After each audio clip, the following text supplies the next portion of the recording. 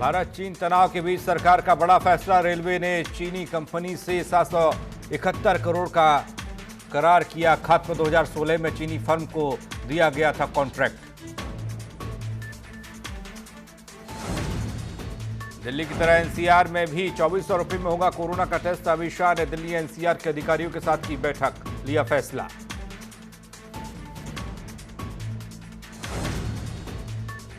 UP में corona के record 630 नए केस। मुख्यमंत्री योगी ने दिए कोविड अस्पतालों में बेड की संख्या बढ़ाने के निर्देश।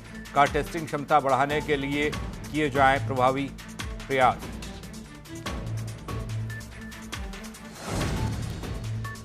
श्री राम जन्मभूमि परिसर में मंदिर निर्माण को लेकर होने वाला भूमि पूजन चला है। भूमि पूजन को लेकर महासचिव ट्रस्ट के चंपत राय का बयान। का परिस्थिति अनुकूल होने के बाद होगा तारीख का ऐलान। शहादत पर तेज हुई सियासत। संबित पात्रा ने राहुल के व्यवहार को बताया दुखी करने वाला। कहा सर्वदलीय बैठक तक तो रुक जाते। राहुल गांधी ने भारतीय सैनिकों के पास हथियार न होने का उठाया था मुद्दा।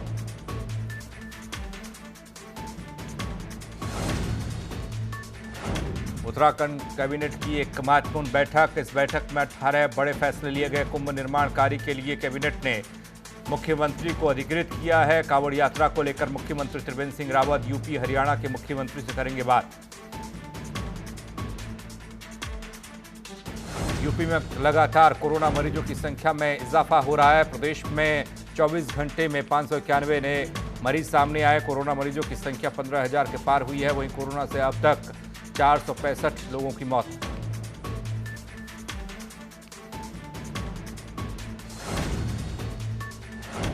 ताजनगरी आगरा में भी कोरोना का कहर जारी है। आगरा में 19 नए कोरोना के केस आए हैं, जिससे जिले में कोरोना मरीजों की संख्या 1107 जब पहुंची है। वहीं कोरोना से अब तक 892 मरीज ठीक हुए हैं, जबकि 69 लोगों की मौत हुई है।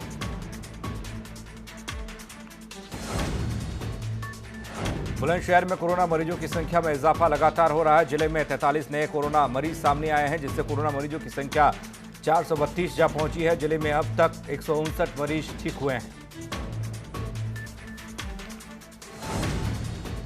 दिल्ली से सटे नोएडा में भी कोरोना मरीजों की संख्या बढ़कर 1097 हुई है। वहीं अब तक 576 लोग इलाज के बाद ठीक हुए हैं, जबकि 14 लोगों की मौत हुई है। यूपी के मेरठ में भी कोरोना मरीजों की संख्या बढ़ी है। जिले में 25 नए लोगों में कोरोना की पुष्टि हुई है, जिससे जिले में कोरोना मरीजों की संख्या बढ़कर 728 हुई है। वहीं अब तक कोरोना से 55 लोगों की मौत हुई है।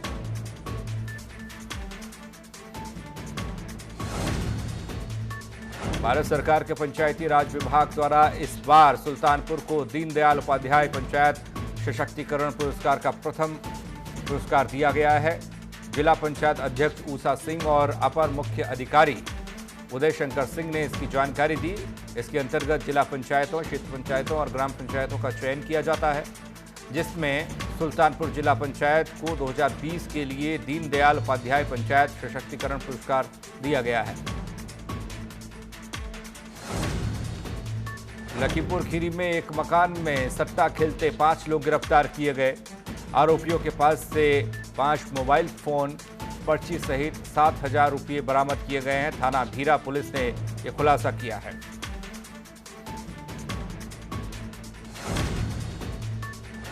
गाजियाबाद में एक युवती की चाकू से कूदकर एक युवक ने हत्या कर दी। युवती की शादी दूसरी जगह तय करने से नाराज था आरोपी युवक। वारदात को अंजाम देने के बाद आरोपी शाहरुख फरार हो गया। पुलिस ने मुकदमा दर्ज किया है, तलाश शुरू की है।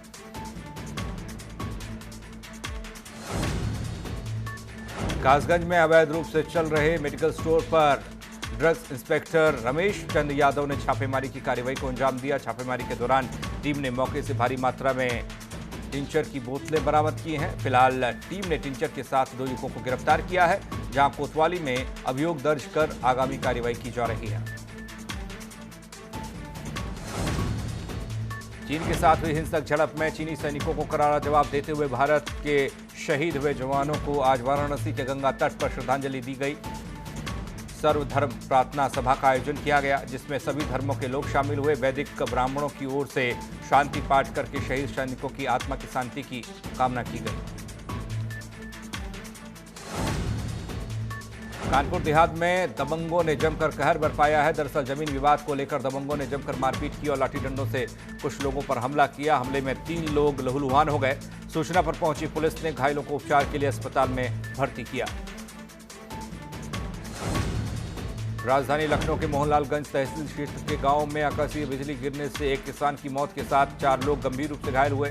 वहीं आकाशीय बिजली की चपेट में आने से 3 मवेशियों की भी मौत हो गई। प्रवासी मजदूरों को बिहार से पंजाब ले जा रही एक ट्रैवलर बस खड़े ट्रक से जा टकराई, जिससे एक शख्स की मौत हो गई। लगभग 12 लोग घायल हुए हैं। घायल हुए सभी का इलाज चल रहा है सामुदायिक स्वास्थ्य केंद्र में। वहीं 11 लोगों की हालत गंभीर देखते हुए जिला अस्पताल रेफर किया गया है। सीतापुर में 4 सब इंस्पेक्टर्स को फूड पॉइजनिंग होने का मामला सामने आया है। निजी फ्लोर से खाना मंगाने के बाद खाने से सभी की हालत अचानक बिगड़ गई, जिसके बाद सभी सब इंस्पेक्टर्स ने अस्पताल में दस्तक दी। वो भर्ती हुए, जहां उनका इलाज चल रहा है। डॉक्टर्स के मुताबिक अब सभी की हालत खतरे से बाहर है और सभी का इलाज जारी है। कोरोना महामारी के बीच लखनऊ में 6 रेलवे पुलिसकर्मियों ने कोरोना को मात दी है। ये पुलिसकर्मी लोक बंधु अस्पताल से डिस्चार्ज हुए हैं। डिस्चार्ज होने पर उनका जोरदार स्वागत किया गया। बादा में पुलिस उप महानिरीक्षक का ड्राइवर कोरोना पॉजिटिव निकला है। हालांकि गनीमत यह है कि डीआईजी के पूरे परिवार की रिपोर्ट नेगेटिव आई है, लेकिन फिर भी सावधानी के तौर पर पूरा परिवार फिलहाल क्वारंटीन है। लखनऊ में जिला न्यायालय को बंद करने के लिए जिला जज को पत्र सौंपा गया। कोरोना पॉजिटिव अभियुक्त को जिला परिसर में आने पर बार एसोसिएशन के अध्यक्ष आदेश कुमार सिंह ने पत्र लिखकर चिंता जाहिर की। पत्र में संक्रमण फैलने को लेकर चिंता जाहिर करते हुए न्यायालय को बंद करने के लिए कहा गया। गाजियाबाद के लोनी कोतवाली में 28 साल की युवक की चाकू से मारकर हत्या कर दी गई। फिलहाल युवक की पहचान नहीं हो पाई है। पुलिस ने ऑटो नंबर के आधार पर मामले की जांच पड़ताल को शुरू किया है। गाजियाबाद में एक युवती की चाकू से मारकर हत्या कर दी। युवती की शादी दूसरी जगह तय होने की वजह से आरोपी नाराज था। फिलहाल मामले में पुलिस ने मुकदमा दर्ज किया है, जांच शुरू की है। ऋषिकेश में कृषि उत्पादन मंडी समिति के अध्यक्ष समेत 7 लोगों में कोरोना की पुष्टि हुई है, जिसके बाद कृषि मंडी को 7 दिन के लिए पूरी तरह बंद कर दिया गया। इसके साथ ही वैकल्पिक व्यवस्था के तौर पर आईडीपीएल हाट में मंडी लगाने के निर्देश दिए गए हैं। उत्तराखंड के कृषि मंत्री सुबोध उनियाल ने कहा कि हमारी कोशिश है कि रिटेल आउटलेट के तहत किसानों के उत्पाद को बेचने और शोकेस करने का काम किया जाएगा। मंत्री के अनुसार भले ही प्रदेश की जनसंख्या 1 करोड़ हो, लेकिन हर साल 7 करोड़ से ज़्यादा पर्यटक उत्तराखंड आते हैं। ऐसे में हमें बस अपने उत्पाद को उनके सामने परोसने की ज़रूरत है। उत्तराखंड में सरकार द्वारा 10 दिन में पूरे प्रदेश के नागरिकों की हेल्थ स्क्रीनिंग करने के बयान पर कांग्रेस के प्रदेश अध्यक्ष प्रीतम सिंह ने पलटवार किया। प्रीतम सिंह ने साफ कहा कि प्रदेश में जो बड़ी संख्या में प्रवासी आए हैं, उन सब का तो सरकार अभी तक टेस्ट नहीं करा पाई और 1 करोड़ 36 लाख लोगों की हेल्थ स्क्रीनिंग की बात कर रही है। उत्तराखंड के उच्च शिक्षा मंत्री धन सिंह रावत ने कहा कि प्रदेश के सभी कॉलेजों को ई लाइब्रेरी के माध्यम से जोड़ने की हमारी कोशिश है, जिसको 30 जून तक पूरा कर लिया जाएगा। वहीं सहकारिता की 750 से ज़्यादा टेक संस्थाएं हैं, जिन्हें भी कंप्यूटर से जोड़ा जाएगा।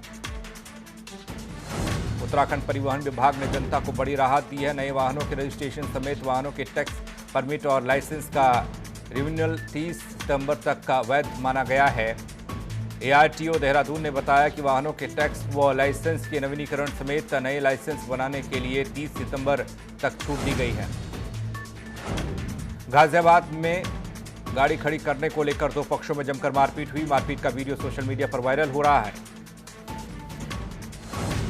बुलंदशहर में सेप्टिक टैंक में गिरकर मासूम की मौत हो गई। घटना के बाद सेप्टिक टैंक में मासूम का शव तैरता हुआ दिखाई दिया। मासूम की मौत के बाद पुलिस मामले की जांच कर रही है। मुजफ्फरनगर में यूपी स्टील में हादसा होने से एक मजदूर की मौत हो गई। मजदूर की मौत के बाद भारतीय किसान यूनियन ने फैक्ट्री प्रबंधन पर लापरवाही का आरोप लगाया। फैक्ट्री के बाहर प्रदर्शन किया और मृतक मजदूर के परिजनों को मुआवजे की मांग की। मेरठ में रंजिश की वजह से महिला की गोली मारकर हत्या कर दी गई। मृतक की पहचान बबली के रूप में हुई है। फिलहाल मामले की जांच शुरू की है पुलिस ने। यूपी की राजधानी लखनऊ में पुलिस और बदमाशों के बीच मुठभेड़ हुई है, जिसमें दोनों आरोपी घायल हुए हैं। वहीं दोनों तरफ से हुई फायरिंग में एक सिपाही भी घायल हुआ। एटा के आवागढ़ इलाके में कार और कैंटर के बीच भीषण टक्कर हुई है, जिसमें कार सवार 2 लोगों की मौके पर मौत हो गई, जबकि एक व्यक्ति घायल हुआ है। पुलिस ने जेसीबी की मदद से लोगों को बाहर निकाला। एटा में पुलिस ने लॉकडाउन के दौरान नियमों का उल्लंघन करने वालों के खिलाफ कड़ी कार्रवाई की है। वरिष्ठ पुलिस अधीक्षक ने बताया कि उल्लंघन करने के मामले में 188 आईपीसी के तहत अब तक 1600 अभियुक्त को गिरफ्तार किया गया है। वहीं करीब 64 लाख रुपये तक का समन शुल्क वसूला गया है। अलीगढ़ में 12 साल की बच्ची गंभीर हालत में खेत में मिली है। सूचना मिलने पर पुलिस ने घायल बच्ची को इलाज के लिए मेडिकल कॉलेज में भर्ती कराया। इसकी इलाज के दौरान मौत हो गई। मामले में पुलिस ने जांच शुरू की।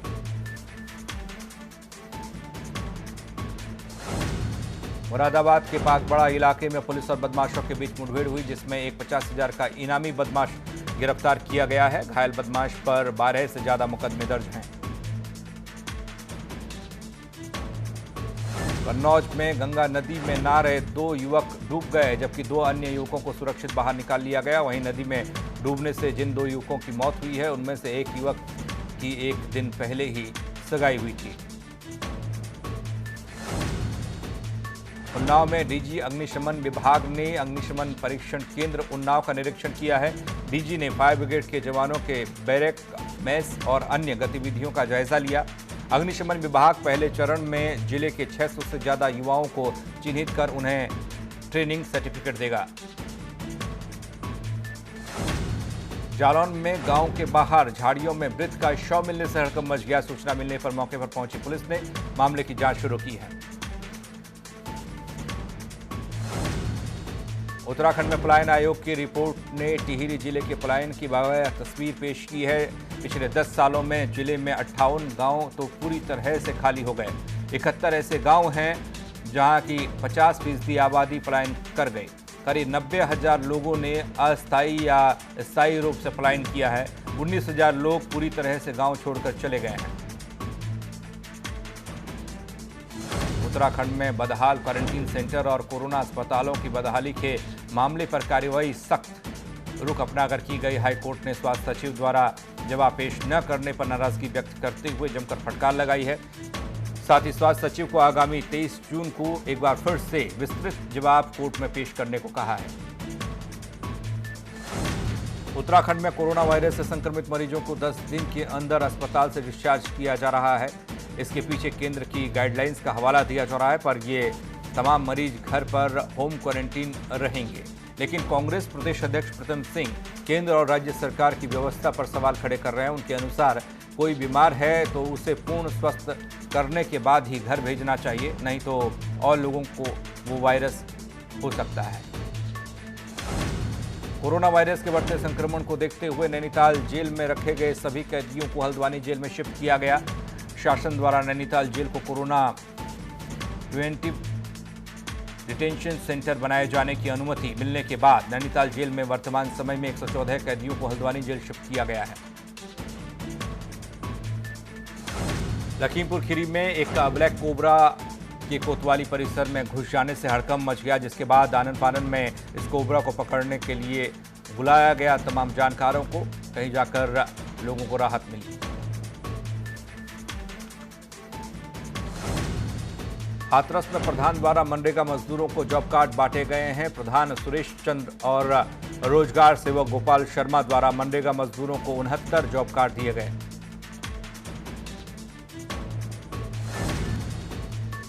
काशीपुर का सरकारी अस्पताल आज उस वक्त अखाड़े में तब्दील हो गया जब मरीज को देखने को लेकर राजकीय डॉक्टर और संविदा डॉक्टर के पति के बीच विवाद हो गया और दोनों के बीच मारपीट तक हुई। ऐसे मौके पर मौजूद जो लोग थे उन्होंने इस विवाद को सुलझाया। फिलहाल सूचना के बाद मौके पर पहुंची पुलिस मामले की छानबीन कर रही है।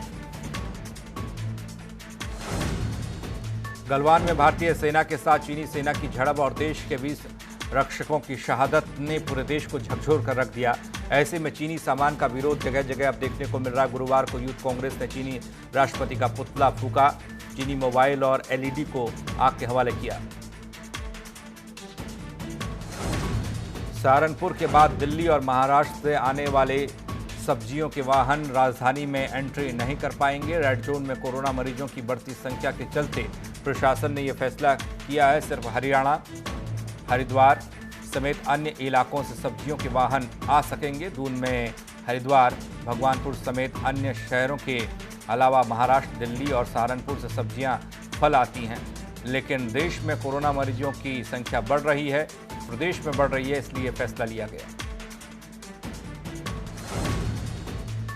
खबर बस्ती से है, जहां घर वालों से छिपकर प्रेमिका से मिलने गए प्रेमी की करंट की चपेट में आने से मौत हो गई। प्रेमिका करंट की चपेट में आने से बुरी तरह से झुलस गई। दरअसल मामला थाना पेकोलिया क्षेत्र का है, जहां घर वालों से छिपकर खेत में मिलने गए प्रेमी युगल सिंचाई के लिए लगाए गए बिजली के तार की चपेट में आ गए। पुलिस को मौके से बिजली का तार न मिलकर शव से 50 मीटर दूर ये तार मिला है, जिसके बाद पुलिस मामले को लेकर अब संदिग्ध परिस्थितियों में जांच पड़ताल कर रही है। कौशाम्बी में मजदपुर कोतवाली क्षेत्र में पारिवारिक विवाद में बहू ने अपनी सास को छत से नीचे फेंक दिया, जिसके बाद परिजनों ने गंभीर हालत में बुजुर्ग महिला को इलाज के लिए जिला अस्पताल में भर्ती कराया। इलाज के दौरान बुजुर्ग महिला की मौत हो गई। वहीं इसके बाद आरोपी बहू मौके से फरार है। पुलिस ने शव को कब्जे में लिया, पोस्टमार्टम के लिए भेजा। साथ ही पति की तहरीर पर पुलिस ने सास की हत्या के आरोप में पत्नी के खिलाफ मुकदमा दर्ज किया है।